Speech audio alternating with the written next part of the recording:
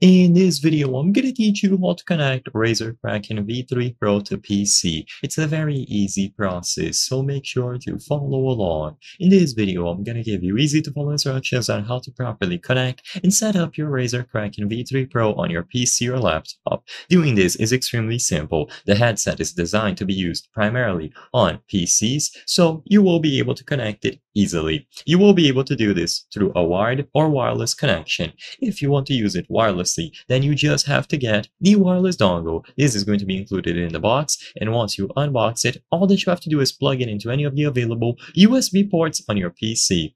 So plug the wireless dongle in, and now press and hold the power button on the headset itself. This will power on the headset, and once you see the LED indicator green, it means that it is going to be connected. So it is going to pair itself up automatically to the wireless dongle, and once it finishes this process, you will now be able to set it up as the default output and input device. So go over to the audio settings on your PC, and in there you will be able to change both of the default devices. Once this is done, the Kraken V3 Pro will be ready to be used. You will be able to use the microphone, so plug it in, and you will be able to join any sort of voice chat, listen to all of the audio coming through the PC being output on the headset, and so on.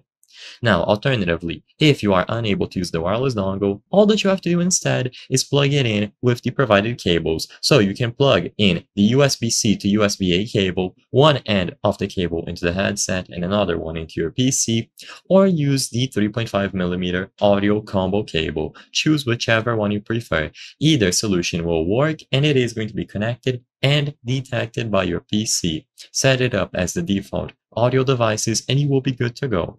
I hope I was able to help you on how to connect Razer Kraken V3 Pro to PC. If this video helped you, please be sure to leave a like and subscribe for more very easy tips. Thank you for watching.